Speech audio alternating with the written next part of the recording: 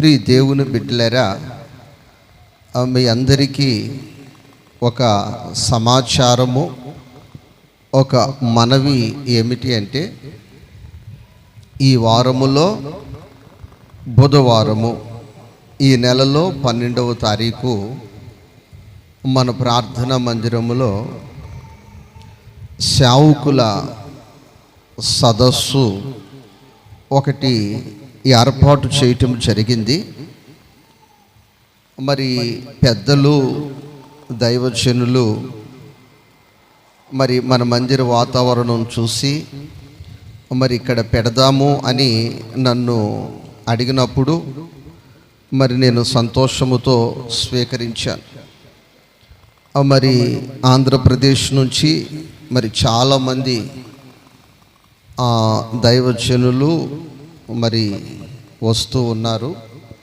మంగళవారం సాయంత్రానికి కొందరు వస్తారు, అలాగే బుధవారం ఉదయానికి మరి కొందరు వస్తారు. దేవుడు మంచి వాతావరణాన్ని అనుగ్రహించి మరి ఆ పూట సేవకుల కూడికను ఆశీర్వాదకరముగా జరిగిస్తున్న దేవునికి స్తోత్రాలు చెల్లిద్దాం.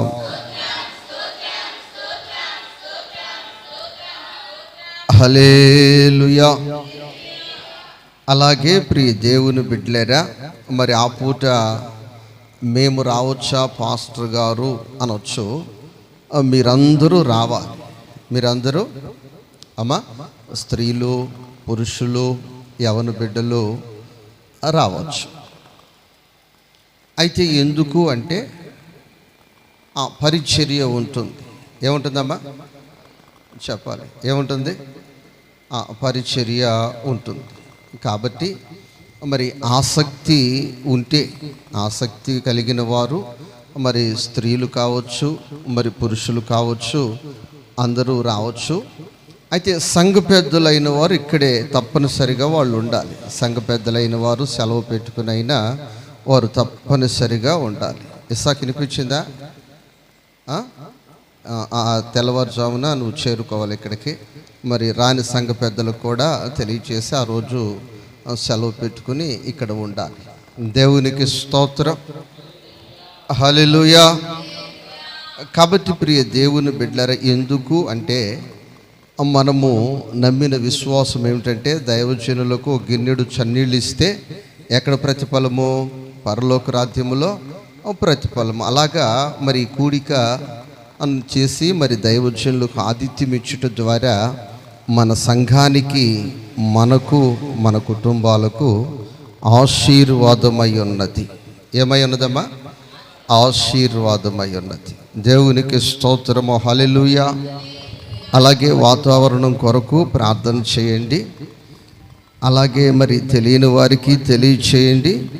మరి సంఘ పెద్దలు తప్పనిసరిగా మరి అధ్యయనం ఇక్కడుండి మరి దైవజనులు చూసుకోవలసిన బాధ్యత మరి సంఘ పెద్దలకి ఉంది. దేవునికి స్తోత్రము. హల్లెలూయా. ఫిలిప్పీ పత్రిక 3వ అధ్యాయము 20వ వాక్యాన్ని చదువుకుందాం. ఫిలిప్పీ పత్రిక 3వ అధ్యాయము 20వ వాక్యం. మన పౌరస్థితి పరలోకమందున్నది. దేవునికి స్తోత్రము. హల్లెలూయా. మన పౌరస్థితి పరలోకమందు ఉన్నది. ప్రియ దేవుని బిడ్డలారా, ఈ దినము ఇక్కడ మనకు ఏమీ లేదు, కానీ మన పౌరస్థితి పరలోకమందు ఉన్నది. మీరు అనొచ్చు, పాస్టర్ గారు మనము భారతదేశ పౌరులము, కొందరు అమెరికాలో పౌరులు, కొందరు ఆస్ట్రేలియాలో పౌరులు. సహజంగా ప్రియ దేవుని బిడ్డలారా, మరి అపోస్తుడైన పౌలు గారు ఫిలిప్పీలకు చెప్పే విషయంలో మన పౌరస్థితి పరలోకమందున్నది అని చెప్తున్నారు. మరి ఇక్కడ కూడా మనకి పౌరస్థితి ఉంది కదా, మనం భారత పౌరులము కదా అని చూస్తే ఇది ఎందుకు ఉపయోగము లేనిది, ఇది క్షీణించిపోయేది, కానీ అక్కడ నిలిచేది. దేవునికి స్తోత్రము, హల్లెలూయా. నా ప్రియ దేవుని బిడ్డలరా, మన జీవితంలో ఇప్పుడు మనము సమకూర్చుకోవలసినది ఏమిటి, సంపాదించవలసినది ఏమిటి అంటే, మనకి పరలోకములో పౌరస్థితి కొరకు మనం పరుగెత్తాలి. దేవునికి స్తోత్రం. దేని కొరకు పరుగెత్తాలి? పరలోకములో పౌరస్థితి కొరకు పరుగెత్తాలి. ఇప్పుడు ఒక బలహీనతగా ఉన్న వ్యక్తిని, ఆ వ్యక్తి ఆరోగ్య స్థితి ఏమిటి అంటాం. ఇప్పుడు ఆయన సన్నిధిలో చేరి వచ్చిన మనము ఒక్కసారి ఆగి ఆలోచన చేయవలసినది ఏమిటంటే, పరలోకములో నీ పౌరస్థితి ఎలా ఉంది? పరలోకములో నీ పౌరస్థితి ఎలా ఉంది? ఒక్కసారి మనము ఆలోచించాలి, ఒక్కసారి మనము ఆలోచించాలి. ఇక్కడ ఏంటి నీ స్థితి అంటే, నాకు ఓటు హక్కు ఉంది, నాకు ఆధార్ కార్డు ఉంది, నాకు ఇల్లు ఉంది, రేషన్ కార్డు ఉంది, బ్యాంకు అకౌంట్ ఉంది, ఈ విధముగా చాలా చెప్తారు. పాన్ కార్డు కూడా కలిగి ఉన్నాయి. ఈ దినము ప్రభు నిన్ను అడుగుతున్నాడు, పరలోకములో నీ పౌరస్థితి ఎలా ఉంది? దేవునికి స్తోత్రం, హల్లెలూయా. నా ప్రియ దేవుని బిడ్డలారా, మనకు ఏదైనా కావాలి అంటే, మనకు ఏదైనా రావాలి అంటే లిస్టులో పేరుండాలి. ఏముండాలమ్మా? లిస్టులో పేరుండాలి. అందరికీ ఇచ్చావు, నాకివ్వలేదేంటమ్మా అని అధికారిని అడిగినా, తోటి వ్యక్తిని అడిగినా, నీకు ఇవ్వలేకపోవటానికి గల కారణం లిస్టులో నీ పేరు. దేవునికి స్తోత్రం. అమ్మ ప్రేమావతి, అందరికి పంచావు రెండు చొప్పున, నాకెందుకు ఇవ్వలేదు అంటే లిస్టులో నీ పేరు లేదు. ఏం లేదు? లిస్టులో నీ పేరు లేదు. దేవునికి స్తోత్రము, హల్లెలూయా, హల్లెలూయా. నా ప్రియ దేవుని బిడ్డలారా, ఒక వాక్యాన్ని ఈ సమయంలో మనం చదువుకుందాం. లూకాసు వార్త 10 అధ్యాయము 20 వాక్యాన్ని చదువుకుందాం. లూకాసు వార్త 10 అధ్యాయము 20 వాక్యాన్ని మనము చదువుకుందాం. అయినను దయ్యములు మీకు లోబడుచున్నవని సంతోషింపక మీ పేరులు నా వైపు చూడండి. ఎవరి పేరులో? మీ పేరులో. సంఘములో ఉన్న సహోదరి, సంఘములో ఉన్న సహోదరుడా, మీ పేరులో పరలోకమందు రాయబడి ఉన్నవని, పరలోకమందు రాయబడి ఉన్నవని సంతోషించుడని వారితో చెప్పెను. ఇప్పుడు ధనాన్ని చూసి నువ్వు సంతోషించటం కాదు, నీ బలాన్ని చూసి నువ్వు సంతోషించటము కాదు, నీ ఉద్యోగాన్ని చూసి సంతోషించటం కాదు, నీ యొక్క ఆరోగ్యాన్ని బట్టి అందాన్ని బట్టి నువ్వు సంతోషించటం కాదు. పరలోకములో నీ పేరు ఉంటే సంతోషించు. ఎక్కడ ఉంటే? పరలోకములో నీ పేరుంటే సంతోషించు. పరలోకములో నీ పేరు లేకపోతే నీ బ్రతుకులో సంతోషము లేదు. దేవునికి స్తోత్రం. ఈ పూట ఏ స్థలములో చూసినా ఒక పేరు వినిపిస్తుంది. ఏమిటంటే చెరుకూరి రామయ్య అనే ఒక వ్యక్తి, పామారు మండలం ఒక సమీపములో ఆ వ్యక్తి, ఒక చిన్న గ్రామములో ఆ వ్యక్తి జన్మించాడు. ఆ వ్యక్తి ఉన్నతమైన విద్యాభ్యాసం చేస్తూ తనకు తానే, ఆ వ్యక్తి పేరు తనకు తానే రామోజీ రావుగా అతనే మార్చుకొని, ప్రియ దేవుని బిడ్డలారా, ప్రపంచమునికి పరిచయం అయ్యాడు. ఎవరికి పరిచయం అయ్యాడు? ప్రపంచానికి పరిచయం అయ్యాడు. ఇంకా కొన్ని తరాలు తర్వాత కూడా తెలుగు భాష, చెప్పండి ఏ భాష?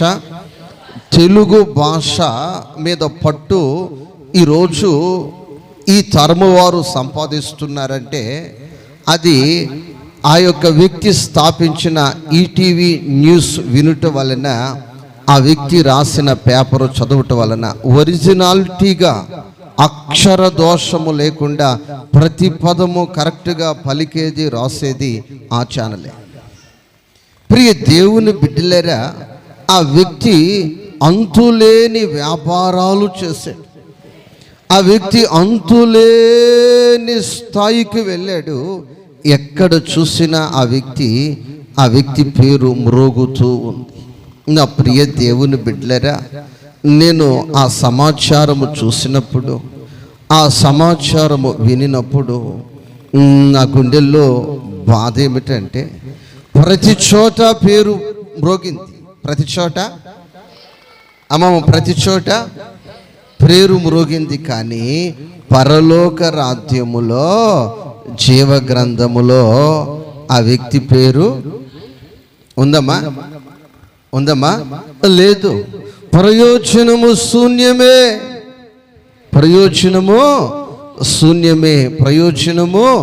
శూన్యమే. ఈరోజు నీ ప్రయాస ఏమిటంటే, పరలోక రాజ్యములో నా పేరు రాయబడును గాక, పరలోక రాజ్యములో నా పేరు రాయబడును గాక. అప్పుడు సంతోషించాలి, అప్పుడు ఆనందించాలి. పరలోక రాజ్యములో నీ పేరు రాయబడాలంటే దానికి అర్హత నీ జీవితములో, దానికి యోగ్యత నీ జీవితంలో కలిగి ఉన్నావా? వచ్చాను వెళ్ళాను అంటే ప్రయోజనము లేదు. ఆయన సన్నిధిలో ఒక సాక్ష్యము నీవు సంపాదించాలి. ఏం సంపాదించాలి? సాక్ష్యము సంపాదించాలి. ఆ సాక్ష్యమే నీ బ్రతుకులో లేకుండా, ఆ సాక్ష్యమే నీ జీవితములో లేకుండా నువ్వు ఎంత సంపాదించినా అది వ్యర్థము అని నీ జీవితములో నీవు గమనించాలి. దేవునికి స్తోత్రము. హల్లెలూయా. నీవు ఎంత జ్ఞానివై ఉండొచ్చు, కానీ ప్రయోజనము లేదు. అయితే ప్రభు నీకు ఆయుష్ ఇచ్చాడు, ప్రభు నీకు ఆరోగ్యం ఇచ్చాడు, ప్రభు నీకు కృపనిచ్చాడు.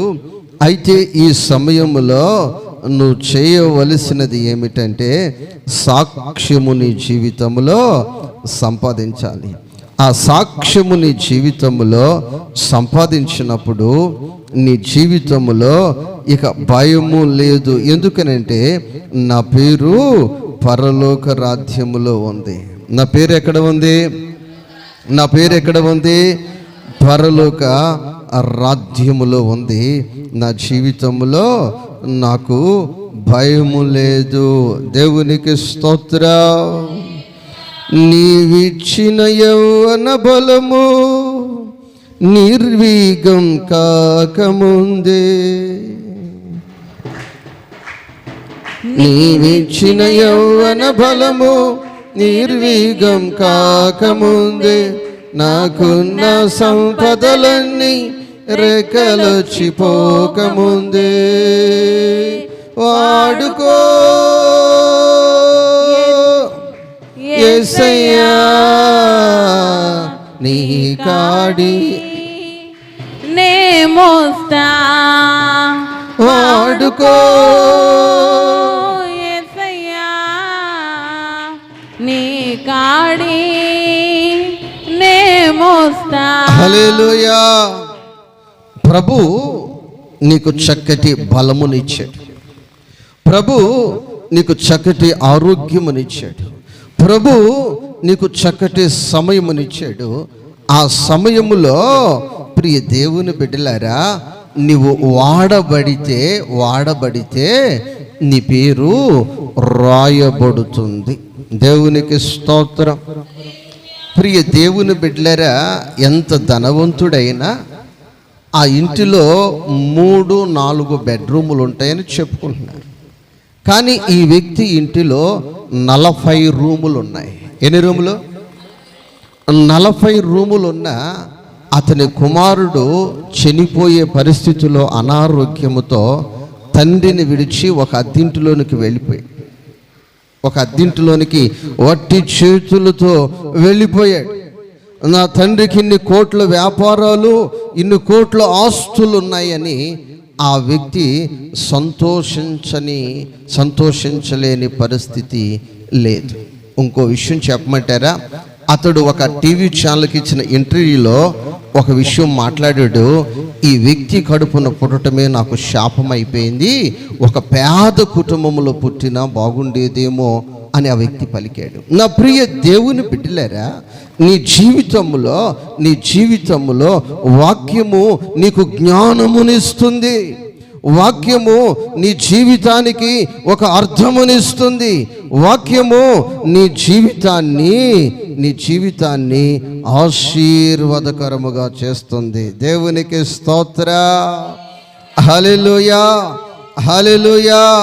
కాబట్టి ప్రియ దేవుని బిడ్డలారా, దేవుడు మనకిచ్చిన ఆరోగ్యం ఉండగా మనము నా పేరు పరలోక రాజ్యములో జీవ గ్రంథములో రాయబడాలి. ఇప్పుడు నువ్వు సంతోషించాలి అంటే మీ పేరులు పరలోకమందు రాయబడి ఉన్నవని సంతోషించండి. ఇప్పుడు ఎవరికి వారు నా పేరు పరలోక రాజ్యములో రాయటానికి నేను నా జీవితంలో ఏం చేశాను, నా సాక్ష్యము ఎలా ఉంది,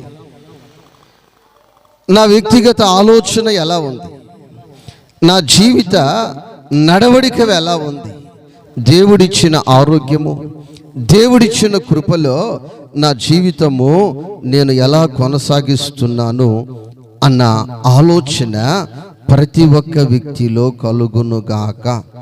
అయితే మన ప్రయాసంతా దేనికంటే మన పేరు పరలోక రాజ్యములో ఉండాలి. ఎక్కడ ఉండాలమ్మా? మన పేరు పరలోక రాజ్యములో మన పేరు ఉండాలని మనము ప్రయాసపడాలి. మనము దాని కొరకు పరుగెత్తాలి. దేవునికి స్తోత్రము. హల్లెలూయా, హల్లెలూయా. ఇక్కడ ఎంత నీవు సమకూర్చినా, ఎంత నీవు సంపాదించినా మనము ఒకరోజు రామోజీరావు గారు వలె వెళ్ళవలసిన వారమే కానీ ఉండవలసిన వారము కాదు. అయితే ఇకలోకములో ఈ వ్యామోకములో పడి, ఈ పరుగులో పడి, ఈ పదవిలో పడి, ఈ యొక్క వేలో పడి మనము పరలోక రాజ్యములో పేరు లేకపోతే ప్రయోజనము లేదు. ఏమి లేదమ్మా?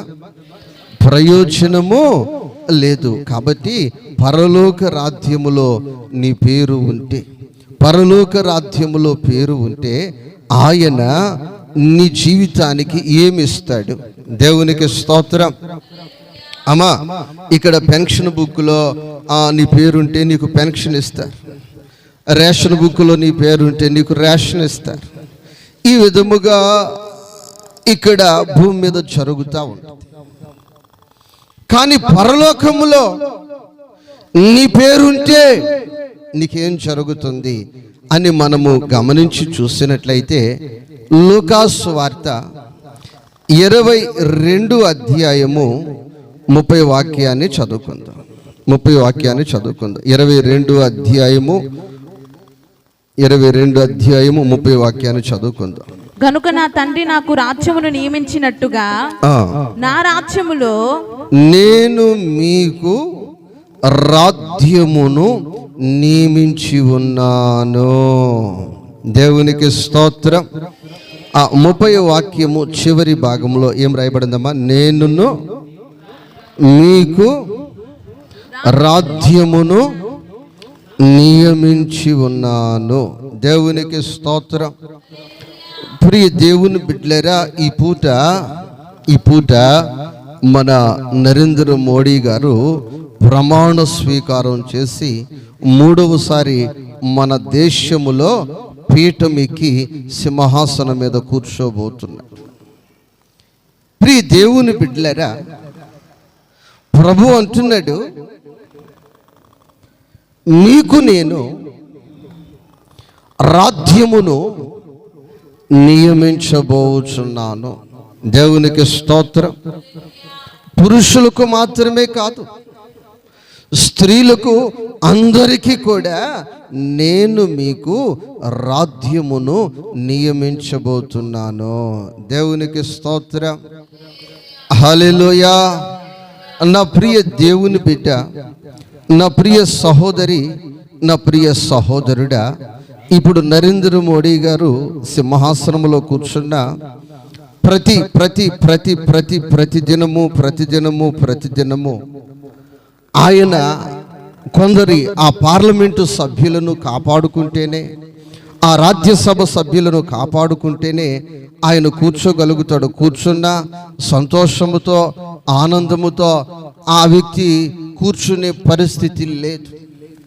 అయితే నా ప్రియ దేవుని బిడ్డలారా, దేవుని వాక్యం చెప్తుంది, నీకు ఈ సింహాసనము 5 సంవత్సరాలు మాత్రమే కాదు, లేక 2.5 సంవత్సరాలు మాత్రమే కాదు, ఇది తరతరాలు కాదు, యుగ యుగాలు. కొట్టు చప్పట్లో హల్లెలూయా, హల్లెలూయా, హల్లెలూయా.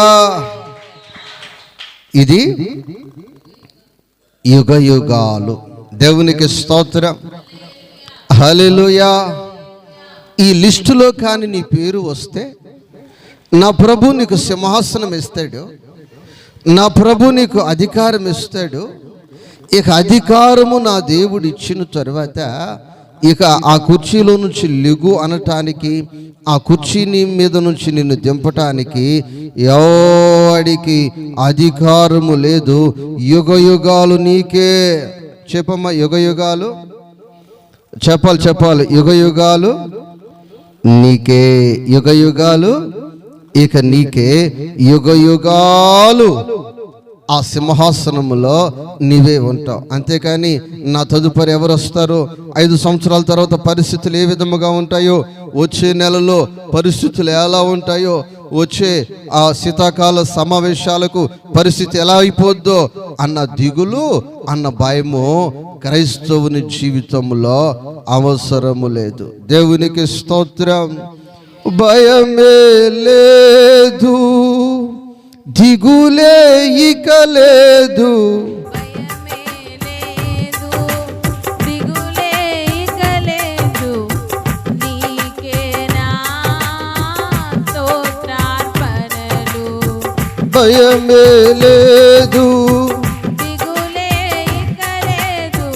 భయమే లేదు, దిగులే ఇక లేదు, నీకేనా స్తోత్రార్పణలు. హల్లెలూయా. నా ప్రియ దేవుని బిడ్డలారా, ఇక్కడ అధికారం ఉన్న వ్యక్తి, సింహాసనములో ఉన్న వ్యక్తి పరిపాలన చేయటానికి మాత్రమే యోగ్యుడు. పరిపాలన చేయటానికి మాత్రమే అతనికి రైట్స్ ఉన్నాయి. తీర్పు తీర్చటానికి రైట్స్ లేదు. ఏదైనా తీర్పు అవసరమైతే కోర్టు వారు ఆ తీర్పు తీర్చాలి, కానీ ఏ నాయకునికి, ఏ అధికారికి కూడా ఆ తీర్పు తీర్చడానికి రైట్స్ లేదు. అయితే దేవుడు నీకిచ్చే సింహాసనం, దేవుడు క్రైస్తవునికి ఇచ్చే సింహాసనము ఎలాంటిది అని పై వాక్యములు చూసినట్లయితే, ప్రియ దేవుని బిడ్డలారా, ఆరాధ్యములో నా బల్ల యొద్ద అన్నపానములు పుచ్చుకొని సింహాసనం మీద కూర్చుని ఇజ్రాయేలు 12 గోత్రముల వారికి మీరు తీర్పు తీర్చుటకై. కొట్టు చప్పట్ల హల్లెలూయా, హల్లెలూయా. అన్ని గోత్రముల ప్రజలకు మనము సింహాసనం మీద ఉండి తీర్పు తీర్చాలి. దేవునికి స్తోత్రం. అమ్మ, ఏం చేయాలమ్మా? తీర్పు తీర్చాలి. దేవునికి స్తోత్రం. ఇప్పుడు పాత నిబంధన వారికి ఆ సింహాసనములో కూర్చుని తీర్పు తీర్చాలి. నువ్వు సింహాసనములో కూర్చుంటే పాత నిబంధన వారు నీ ఎదుట నిలబడతారు. నీ ఎదుట నిలబడితే వారికి నువ్వు తీర్పు తీర్చాలి. ఆ స్థాయి, ఆ స్థితి దేవుడు నీకు పెట్టాడు. దేవునికి స్తోత్రం. ఇప్పుడు నోవాహు గారు ఉంటాడు. నోవాహు గారు వచ్చి నీ ఎదుట నిలబడతాడు. నోవాహు గారు నీ ఎదుట నిలబడినప్పుడు నువ్వు నోవాహు గారిని అడగాలి. ఇజేబా బిడ్డ, నోవాహు గారిని అడగాలి.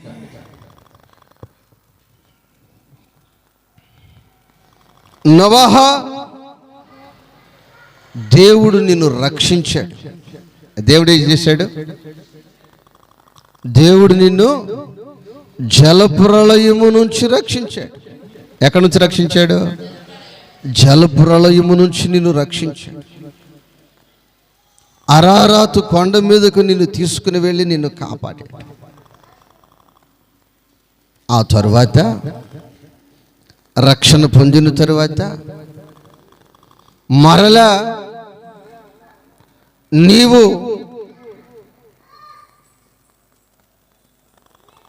ఆల్కహాల్ తాగి, మత్తు పానీయాలు తాగి, వస్త్రము లేకుండా పడిపోయావు. ఎందుకు అలా చేసావు అని నువ్వు ప్రశ్నించాలి. ఏం చేయాలి? నీవు ప్రశ్నించాలి.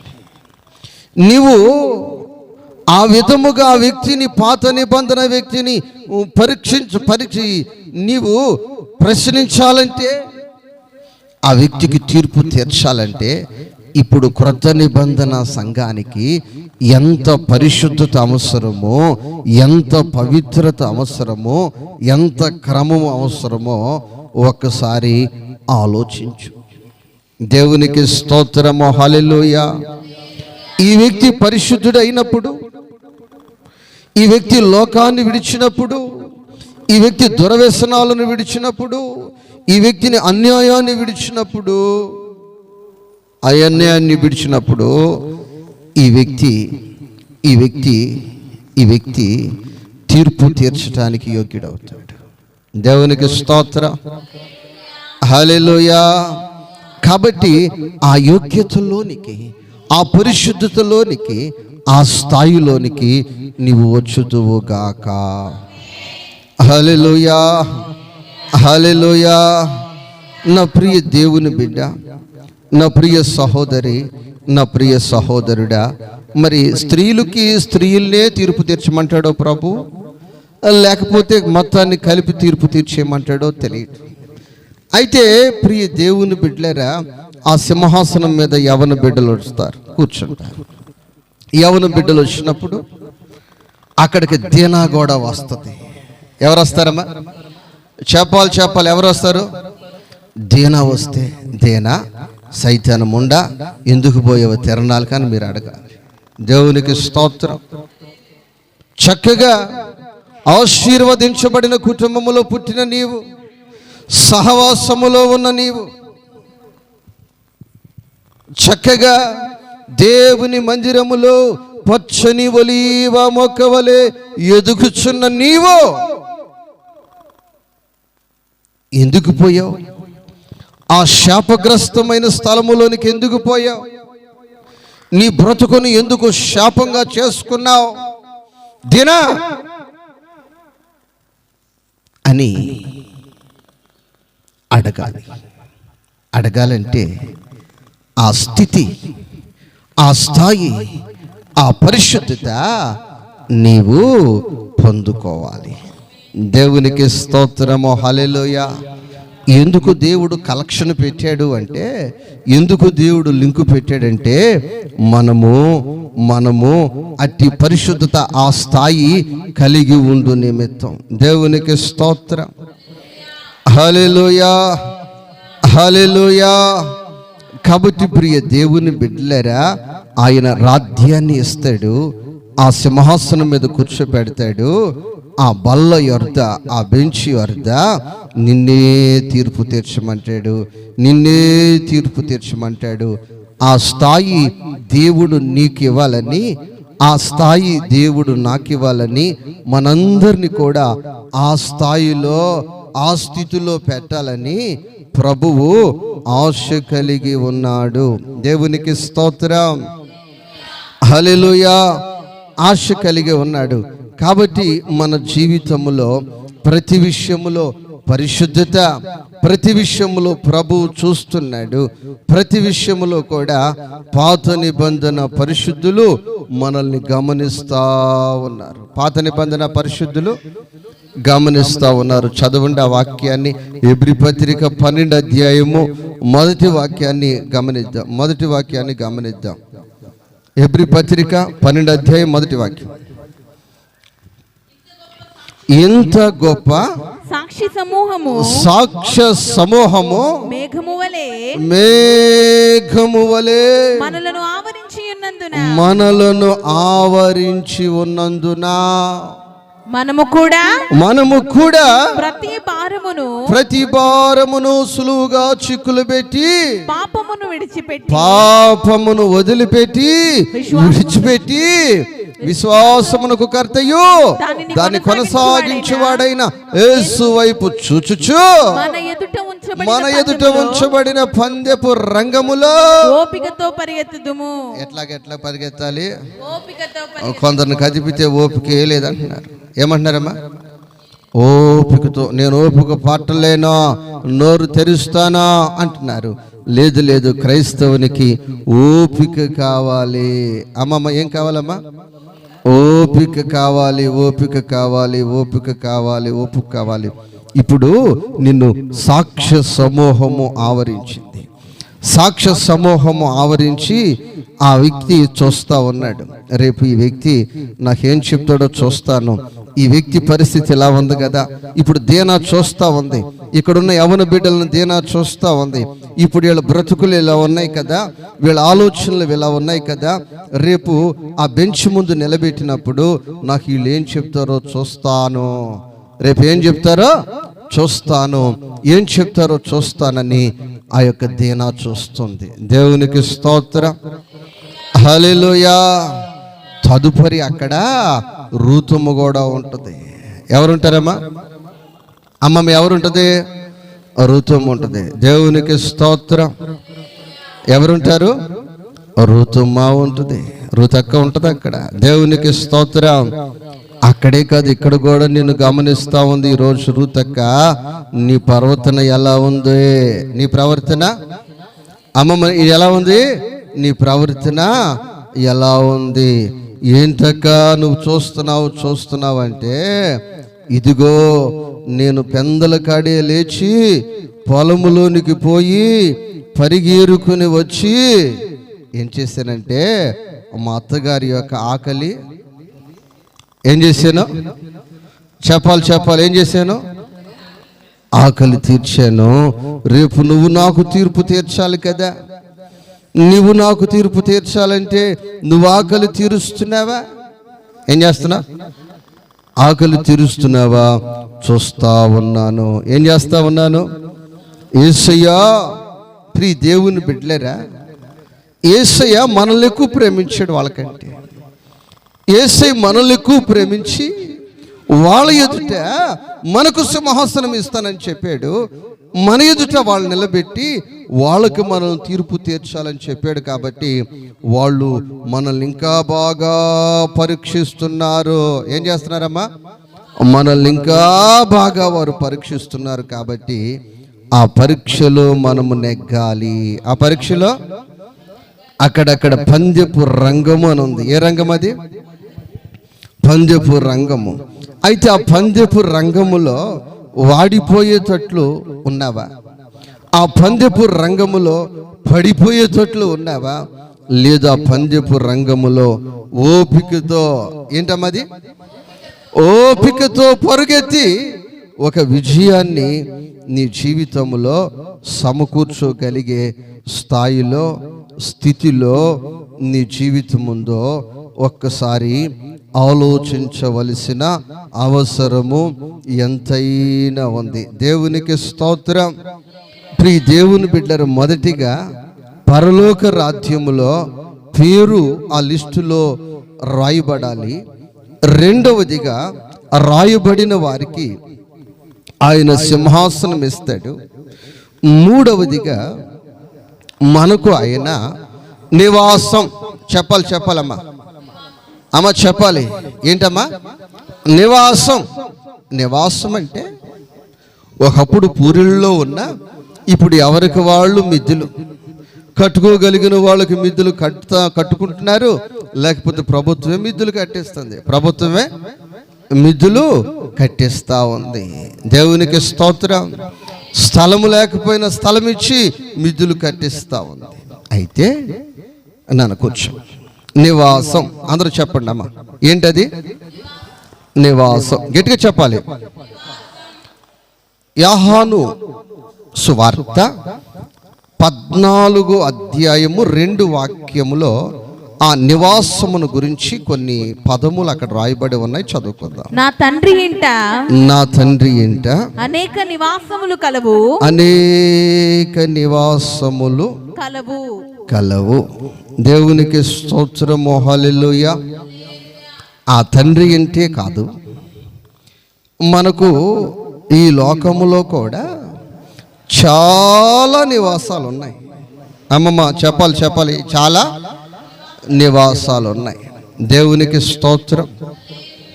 ఇప్పుడు మనము ధ్యానించవలసింది తండ్రి ఇంట నివాసము, భూలోకములో నివాసము.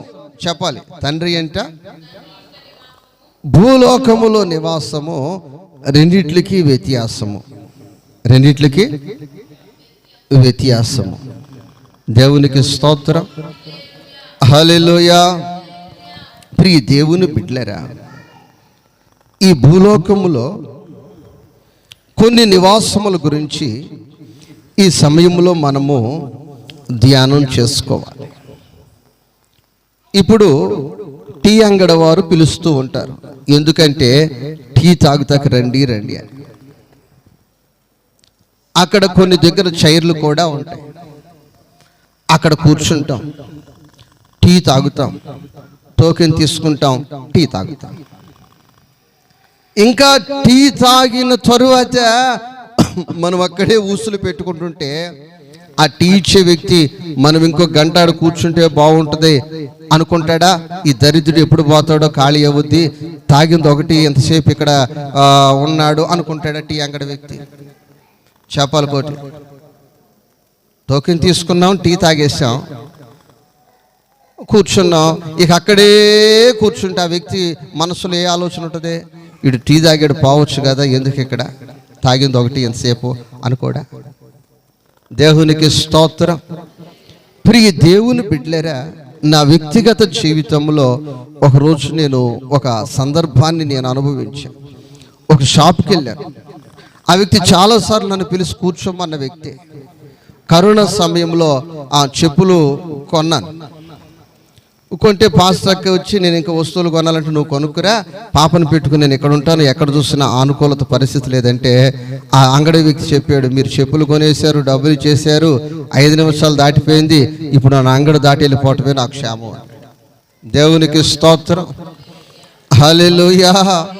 ప్రియ దేవుని బిడ్డలారా, ఈ భూలోకములో చాలా నివాసాలు ఉన్నాయి. ఏ నివాసమైనా అది మనకు శాశ్వతమైనది కాదు. అది మనకు శాశ్వతమైనది కాదు. నువ్వెప్పుడు లేస్తావా ఆ స్థానంలో మరొకరు కూర్చోవటానికి సిద్ధముగా ఉంటారు. మనం ఫంక్షన్కి వెళ్ళినప్పుడు భోజనం చేస్తూ ఉంటాం. భోజనం చేస్తుండగానే ఆ చైర్ వెనకాల ఇంకొకరు పట్టుకుని ఎప్పుడు లేస్తావా వాళ్ళు కూర్చోవాలని, మళ్ళీ వాళ్ళ చైరు ఇంకొకరు పట్టుకుని ఎప్పుడు లేస్తారో నేను కూర్చోవాలని చూస్తూ ఉంటారు. అలాగా ఈ లోకములో మనము కలిగి ఉన్న ఈ నివాసాలన్నీ నువ్వు కట్టిన ఇల్లు కావచ్చు, అది ఏదైనా ఉండొచ్చు, ఈ నివాసము శాశ్వతమైనది కాదు. శాశ్వతమైనది కాదు. దేవునికి స్తోత్రము. హల్లెలూయా, హల్లెలూయా, హల్లెలూయా. నీ ఇల్లు శాశ్వతమైనది కాదు. నీవున్న స్థలము శాశ్వతమైనది కాదు. నువ్వు బంధువులు ఇంట్లో ఉంటే నీకు శాశ్వతమైనది కాదు. ఏ స్థలము కూడా శాశ్వతమైనది కాదు. నువ్వు ఖర్చు పెట్టి నువ్వు కట్టిన నీళ్లు కూడా అది నీకు శాశ్వతమైన నివాసము కాదు. హల్లెలూయా, హల్లెలూయా. అయితే నా ప్రభు చెప్తున్నాడు, నీకు శాశ్వతమైన నివాసము నేను ఏర్పాటు చేయటానికి వెళ్ళుచున్నాను. దేవునికి స్తోత్రం. హల్లెలూయా. ఆ 3 వాక్యాన్ని మనము చదివినప్పుడు, నేను వెళ్ళి మీకు స్థలము సిద్ధపరిచిన ఎడల నేనుండు స్థలములో మీరును ఉండులాగున మరలా వచ్చి నా యొద్ద ఉండుటకు మిమ్ములను తీసుకొని పోవుచున్నాను. దేవునికి స్తోత్రము. హల్లెలూయా, హల్లెలూయా. ఆ 2 వాక్యాన్ని మరొకసారి చదువుకుందాం. నా తండ్రి ఇంట అనేక నివాసములు కలవు, లేని ఎడల మీతో చెప్పుదును, మీకు స్థలము సిద్ధపరచ వెలుచున్నాను. మీకు స్థలము సిద్ధపరచ వెలుచున్నాను. దేవునికి స్తోత్రము. హల్లెలూయా. ప్రియ దేవుని బిడ్డలారా, ఆయన మనకు నివాసమును సిద్ధపరుస్తూ ఉన్నాడు. ఆయన పరలోక రాజ్యములో ఏం చేస్తున్నాడు? ఆయన సమాధి గెలిచి తిరిగి లేచి ఆయన వెళ్ళాడు. ఆయన వెళ్ళి ఆయన అక్కడ ఏం చేస్తున్నాడంటే మనకు ఆయన స్థలమును సిద్ధపరిచి వెలుచున్నాడు. మనకు నివాసమును సిద్ధపరచ వెలుచున్నాడు. ఆయన మన కొరకు సిద్ధపరిచిన నివాసము శాశ్వతమైన నివాసము. దేవునికి స్తోత్రం. ఎలాంటి నివాసం అది? శాశ్వతమైన నివాసము. 2 కొరింథీ పత్రిక 5వ అధ్యాయము 1వ వాక్యం. భూమి మీద మన గుడారమైన ఈ నివాసము, భూమి మీద మన గుడారమైన ఈ నివాసము శిథిలమైనను. దేవునికి స్తోత్రం. నువ్వు ఎంత అల్ట్రాటెక్ సిమెంట్ పెట్టి కట్టినా, ఎంత రాతి సున్నం పెట్టి కట్టినా, ఎంత టెక్నాలజీ తెచ్చి పెట్టి కట్టినా అది శిథిలమైపోతుంది. అది శిథిలమైపోతుంది. అది శిథిలమైపోతుంది. చేతి పని కాక దేవుని చేత కట్టబడినదియు నిత్యమైనదియు అయిన నివాసము పరలోకమందు మనకున్నదని ఎరుగుదుము. దేవునికి స్తోత్రం. అది నిత్యమైన నివాసము. ఆ నిత్యమైన నివాసము అది మనకు శాశ్వతమైనది. ఆ నివాసములోనికి మనం వెళ్ళిన తర్వాత మనం అక్కడ విశ్రాంతి తీసుకోగలుగుతాం. ఈ నివాసములో ఉన్నంత కాలము విశ్రాంతి ఉండదు. ఏముండదమ్మా? విశ్రాంతి ఉండదు. దేవునికి స్తోత్రం. కోట్లు సంపాదించిన వ్యక్తి అయినా, కోట్లకు అధిపతిగా ఉన్న వ్యక్తి అయినా వాళ్ళకి ఏముండదు? విశ్రాంతి ఉండదు. దేవునికి స్తోత్రం. హల్లెలూయా. ప్రియ దేవుని బిడ్డలారా, రామోజీరావు గారు కొన్ని కోట్లు సంపాదించారు. వయస్సు పైబడిపోయింది, 100 సంవత్సరాలకు దగ్గరకు వెళ్ళిపోయాడు. బలహీనతతో హాస్పిటల్లో ఉంటే అక్కడ కూడా సిఐడిలో పోయి విచారణ అంటా ఉన్నారు. ఏమంటున్నారమ్మా? ఏమంటున్నారు? ప్రియ దేవుని బిడ్డలారా, ఆయనే కాదు, నీకే కాదు, నాకే కాదు, ఈ భూమి మీద మనకు ఏం లేదు, ఎక్కడ కూడా విశ్రాంతి లేదు. ఆ విశ్రాంతిలోనికి మనము ప్రవేశించాలి అంటే మనకు నిత్యమైన గుడారము, విశ్రాంతినిచ్చే గుడారము, ఆ గుడారములో మనకు విశ్రాంతిగా ఉండగలుగుతాం. ఎలా ఉండగలుగుతాం? విశ్రాంతిగా ఉండగలుగుతాం. కాబట్టి ప్రియ దేవుని బిడ్డలారా, ఆ గుడారములో నువ్వు ప్రవేశించాలంటే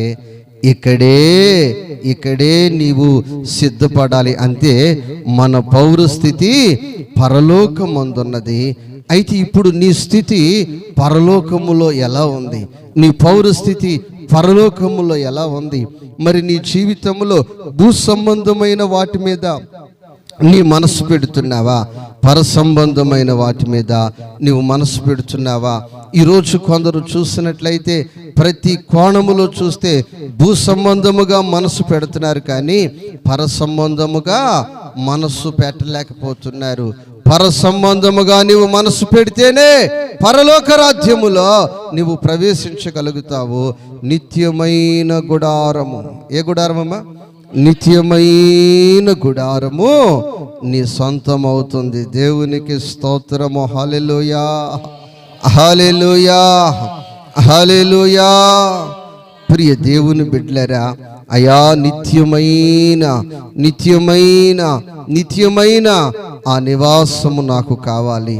భూమి మీద ఈ గుడారము శిథిలమైపోతుంది.